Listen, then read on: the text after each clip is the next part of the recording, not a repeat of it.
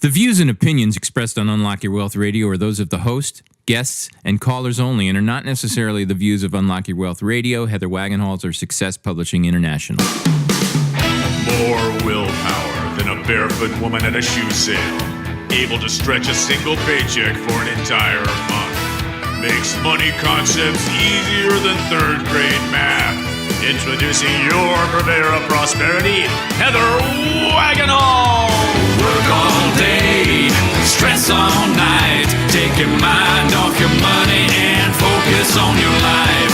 Money don't matter or the stuff it bought. It's the way you think, not what you've got, yeah. Unlock Your Wealth Radio starts now. Get your money mind right. Get your money mind right here, folks. Heather Wagenhals in the house, your purveyor of prosperity. I am with the maestro of moolah, none other than the Michael Terry. Hey, folks.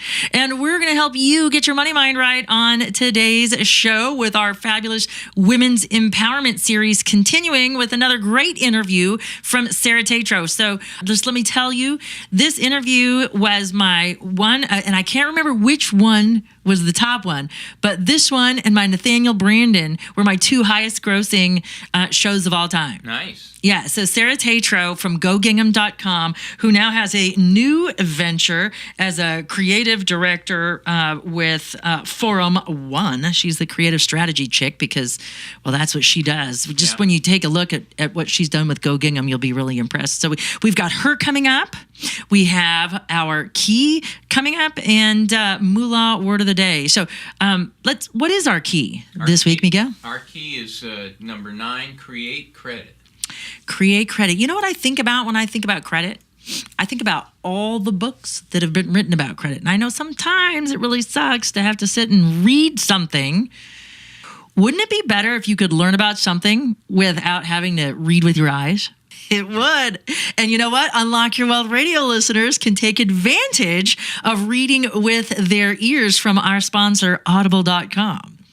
I invite you to visit audibletrial.com/unlock your wealth so you can click on the link to start your free audiobook on credit today. All you have to do is visit the website at audibletrial.com/unlock your wealth. It'll also be linked on the show page. You can also get one of my books that is now up there, and that is the 7 Elements for Self-Empowerment. Yes, you can 2.0. It's available on Audible, so you can zip over, download it, get it for free. So I'm really excited to share that with you. So for those of you who haven't taken advantage of or are not audiobook listeners, give it a free trial. No matter what, the book is yours to keep, whether or not you continue. But you know what? I just took a screenshot. I'm at 617 books in my library, and I just renew my annual subscription again. I mean, I love nonfiction, but hence The Secret Office. I'm totally like a spy and assassin thriller kind of reader. Nice. Love the mysteries. Read the Bosch series? No, you know what? Like Amazon keeps popping that up for me to watch the TV series. Good. It's well done. But I haven't done that yet because you know why? So I have no idea why I didn't know this, but it wasn't until I was introducing another one of my friends who doesn't have time because he runs a chain of gyms and he is not able to read as much as he would like, but he's like, I was talking to him at an event at his home, and so he likes spy stuff too, and I'm like, have you read James Bond? He goes, no, I've just seen the movies. I'm like, you are missing out. So I Google to find the chronology. Yeah. And people wrote James Bond after Ian Fleming. And I'm like, holy cow, there's a whole bunch of ones I haven't even read yet. So I'm in the middle of that. What was the first? Goldfinger?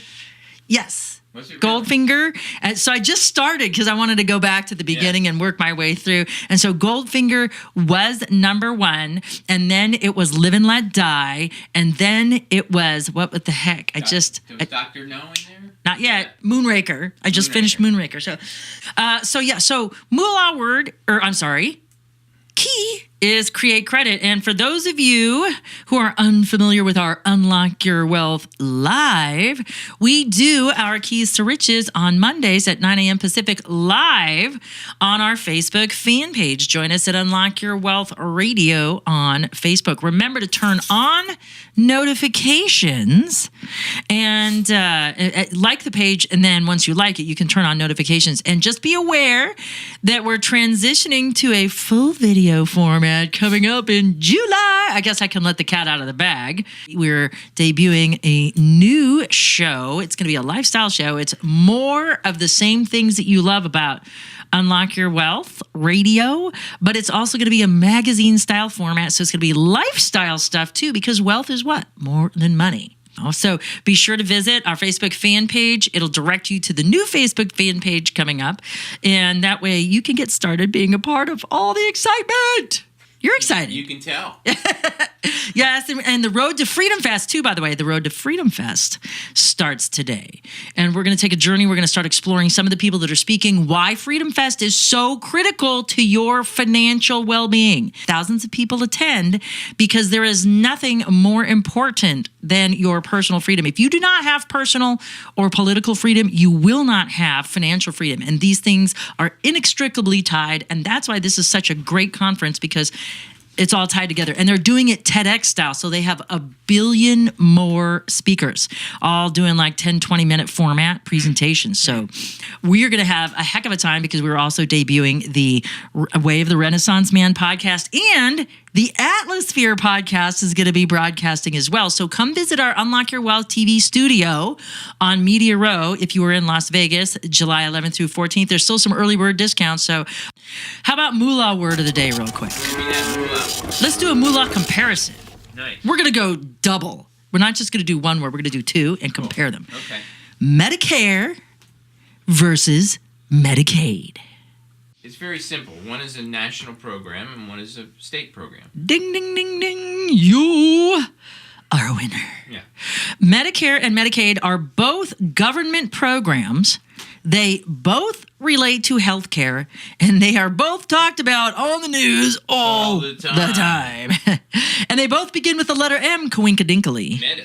So it's easy enough to confuse them, but after all of that, that's the it factor only of their similarities. Okay, so each program provides benefits to different segments of the population. Although there could be overlap, it's not likely.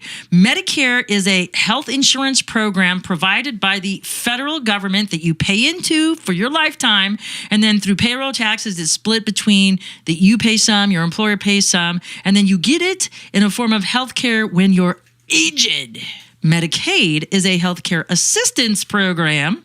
It is also a government program, but one which the funding is shared by the federal and state governments. But it's mostly statewide programs, so you were right. You have to go to your state to apply for Medicaid, although the federal government does throw moolah that way. You know, so there are no premiums paid into that program because it's funded out of general, federal, and state tax revenues.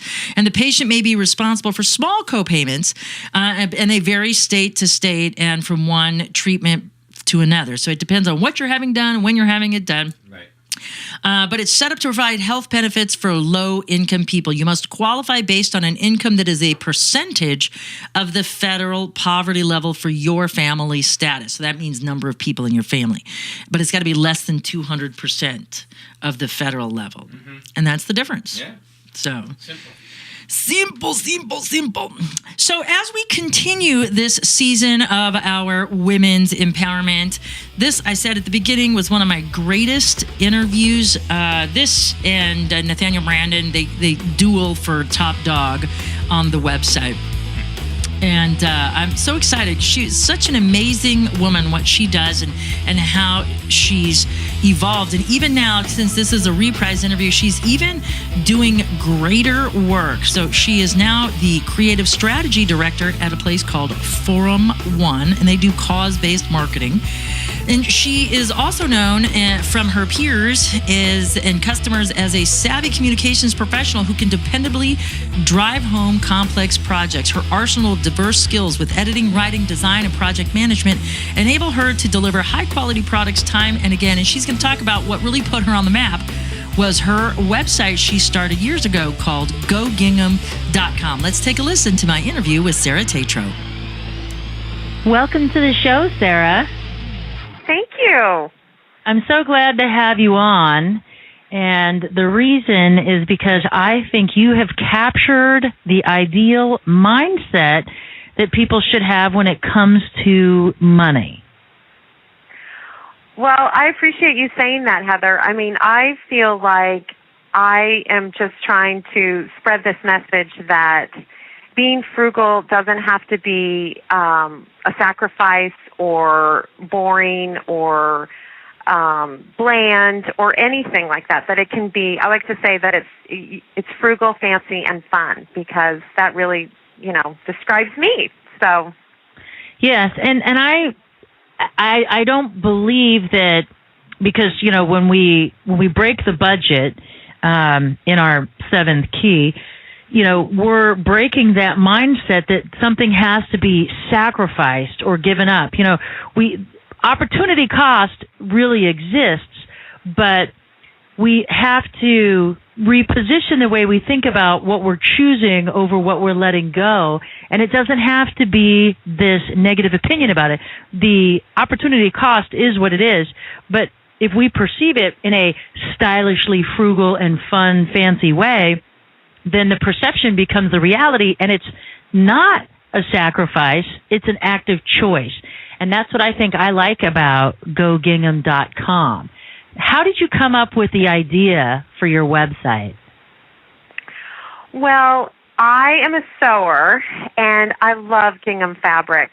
And so that was partly, somehow the name of my site had to have gingham in it. And the go part is because I'm really trying to inspire people with my stylishly frugal ways. And I also wanted to not have something that started with frugal or frugal living.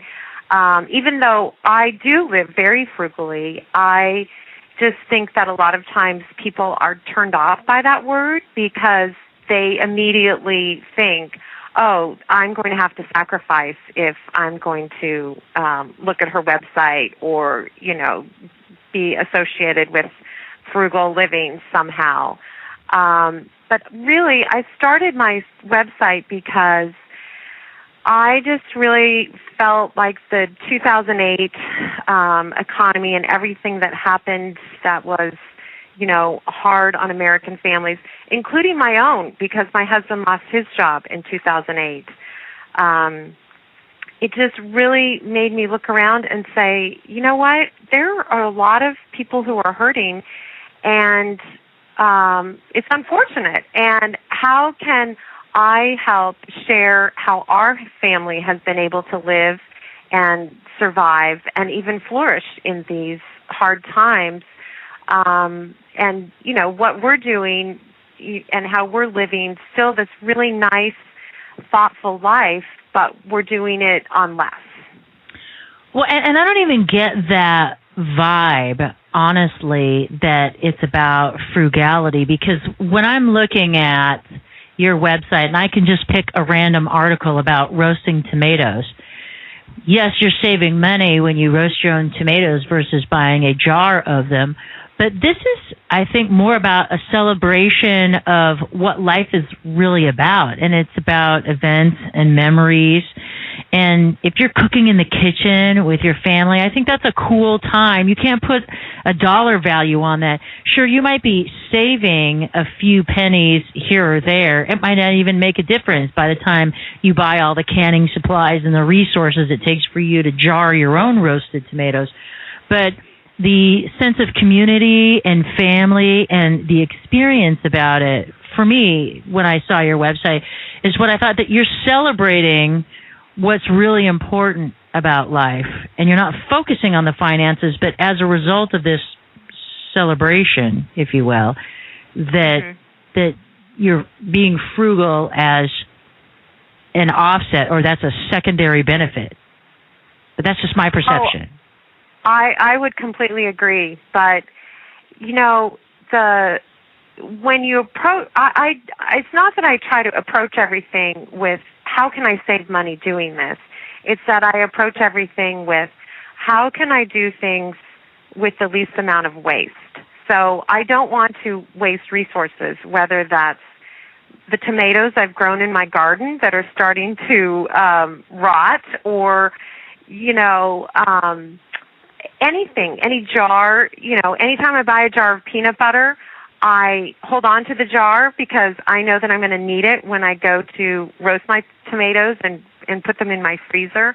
I mean, everything that's happening is with an eye towards not being wasteful and to be smart with resources. And that can be money, tomatoes, food, trying not to waste food. I mean, all of those contribute towards the attitude of frugal living. You nailed it on the head, because my definition of wealth isn't just money or material possessions. It's about resources, and I think you really addressed it, that your tomatoes are part of your wealth, that your garden that you're growing. And I love the picture of you and the chicken. Yeah. Yes, and believe me, our chickens got some of those tomatoes too, because I'm very fortunate to live in this wonderful neighborhood where my neighbors even share their tomato plants with everyone. And when tomatoes are starting to rot, I'll get a call saying, "Hey, we've got some tomatoes. Do you want, and they're rotten. Do you want them for your chickens?" So everybody wins when there's tomatoes growing in my neighborhood, for sure. Yay! Well, yeah. I would love to talk more with you about what you're doing with your website and create some really great tips that folks could benefit from, quality of life wise and financially. And I'd like to do that right after the break. You are listening to Sara Teatrault from GoGingham.com on Unlock Your Wealth Radio. And this segment is sponsored in part by KeepMyID.org, the only service that actually prevents identity theft. All others are just monitoring services. Put your credit on lockdown for Unlock Your Wealth Radio listeners by visiting our website at unlockyourwealthradio.com/KeepMyID and click on the link to start protecting your financial future right now. Welcome back to the show, everyone. You are listening to Sara Teatrault on Unlock Your Wealth Radio. Let's pick up our interview right where we left off. Sometimes, Sara, things can get in the way where we think we're saving money, but it actually costs us more in the long run. Can you address that? Definitely. I mean, I would say that couponing is one thing that I think costs more money in the long run.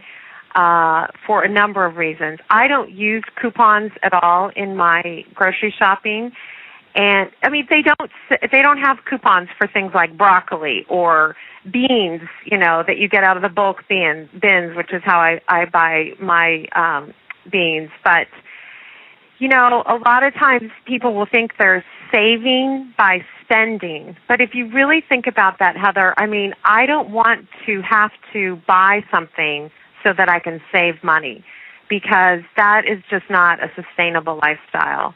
And the other thing with couponing is people will drive across town to buy one item that they may or may not use or may or may not be good for them. You also have to devote space in your home to stockpile, 50 packages of paper towels. And if you think about the real estate costs involved in just storing items that you can buy at the grocery store as needed, then it puts a little different spin on, is it worth stockpiling, buying all sorts of items that you may or may not use, and that may or may not be good for you. I mean, a lot of foods that you can use coupons for are not very good for you if you read the ingredients in them. So that's one thing that I think people should really consider before, clipping coupons and spending time managing them and driving to different stores to use them, is that it's not always worth your time and it's not always a good use of your resources. And again, here you keyed into that word resources, and resources is more than money. And I just think of the mistakes as you're talking about this from growing up with the whole coupon fetish and the warehouse club for one person. You know, why is my mother buying in bulk when it's just her? I mean, you know, I think it's wasteful, and you can't buy the healthy foods that are good for you in bulk anyway, because it's not going to sit on the shelf. So that's kind of a waste of money. So if you're not going to, let's stay on this food kind of shopping thing for a minute. So if you're not going to clip coupons to save money, how can you save money when it comes to food and meals?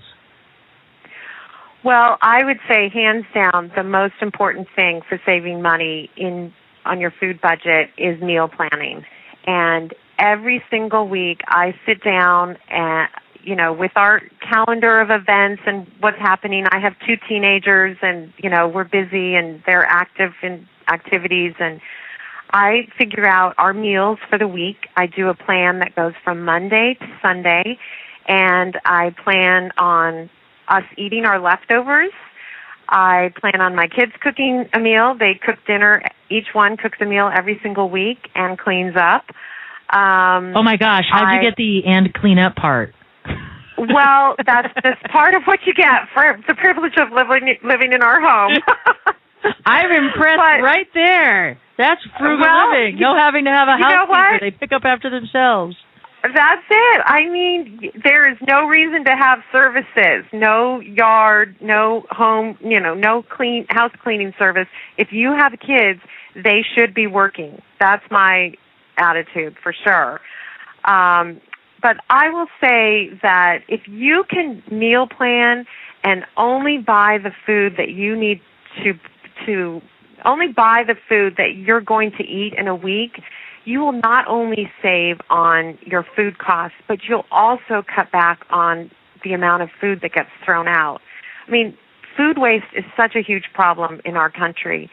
And by only buying the food that you are going to eat in a week, you can really save on a lot of resources that way.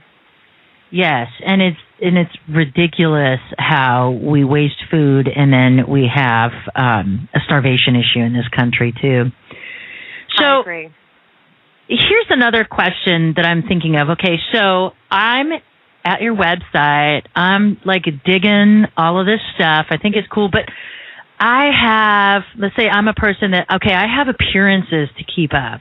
I have a certain role in the community, or I'm concerned about the perception that others will have of me if I go, quote, frugal, unquote. Mm-hmm. So is there a way that I can be frugal, but it can be on the sly? I think that I think that if you start behind the scenes, starting with frugal living behind the scenes, then it's not out where everyone has to see it. So if you can save money on your insurance, if you can save money and decide that you're going to drive your car less often, that you're going to walk more places, maybe you're going to get rid of your gym membership and, plan on doing your errands on your bike, or, you're going to refinance your house. If you're lucky enough to have a job right now, mortgage interest rates are so low that, you can do all of those things and save money behind the scenes where it's not part of your outward appearances, and live frugally. Well, I like the bike riding and the walking thing. You can say that, well, that's my contribution to the environment because I'm going green, but you're actually just saving green. Absolutely. I mean, again, it comes back to resources. You don't have to go to the gym if you are, leaving your car at home and you're walking places, or you're riding your bike to the library, or, you're doing any number of things that contribute to helping the environment and helping your waistline. Yes, yeah. There's the other ancillary benefit is the firmer fanny. And I'm all about that because I'm busy trying to take off all of the fanny that I added porking out with granddaughters over the summer. So, yeah, I'm still working on that. Yes. Okay. Yes. And then we've got the holidays coming up, It's like, oh, no. So perhaps I'll start. Well, I walk quite a bit as it is. Nuts. I'm going to have to figure out something else.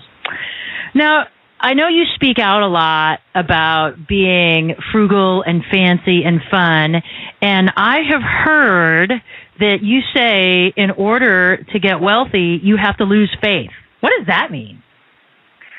Well, I mean, it really doesn't have anything to do with religion, just for the record. But when I do say that, people look at me like, oh, my goodness, what's she going to say here?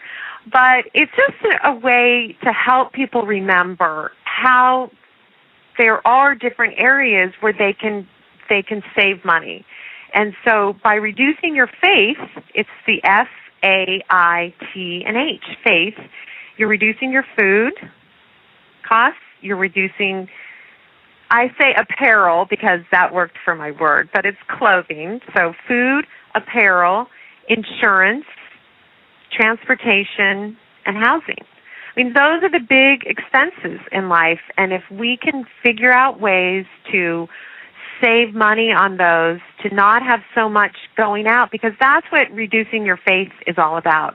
It's not about going and getting a second job or selling things on eBay or doing anything that causes more stress to us. It's about less money going out, less money leaving your pocketbook, less money going out of your bank account. It's about keeping money so that you can increase your wealth. And I think that one of the focuses that, it's not just about less money going out, but in all of those areas, you're increasing your quality of life. With less food, we know that people, if they ate 10 to 15% less, they would increase their longevity and their quality of life. You can only wear one shirt at a time, so it doesn't matter if you have 10 in the closet or 10,000. Like in all of these categories, I think about it's not just about sacrifice or loss or opportunity cost. I really think that there's a quality of life improvement. And that when I saw GoGingham.com, I just said, gosh, she gets it. She gets it. But, I have to say along with that is my husband and I have been married for a long time. We've been married for 22 years, and we have always tried to live this way so that we can, in our 20s, so that we could have more choices of how we wanted to live our lives now, in our 40s. And it has really, it's really been a nice way of having a calm, thoughtful, intentional life. Mm-hmm. Now, we're coming to the close of our time together, and I just didn't even realize it because I wasn't watching the clock. And so when folks go to your website, what kind of resources do you have available for folks? Well, they can sign up for receiving my email updates sent directly to them, or if they prefer in their favorite reader. But I usually have an update, a new post going out several times a week, and it's always something to do with either being frugal, fun, or fancy, and it always is something that will save resources and also time. That's another precious resource, and they can get all of my updates. They can also follow me on all different social media channels on Facebook or Twitter or on Pinterest, and just kind of see what I'm up to on a micro level also. Well, thanks again for being a part of our Women's Empowerment series, everyone. If you would like more information about Sara Teatrault, please visit her show page at unlockyourwealthradio.com. And for those of you with driving around without a pencil, never fear, find that information here on our website. And for the maestro of moolah, Michael Terry, I'm Heather Wagenhals, your purveyor of prosperity. Now, go out and unlock your wealth today. UnlockYourWealthRadio.com is produced by Heather Wagenhals and the Unlock Your Wealth Foundation. UnlockYourWealthRadio.com and its affiliates are copyrighted 2018 with all rights reserved. For more information on the Keys to Riches Financial Wellness series, please visit our website at www.unlockyourwealth.com.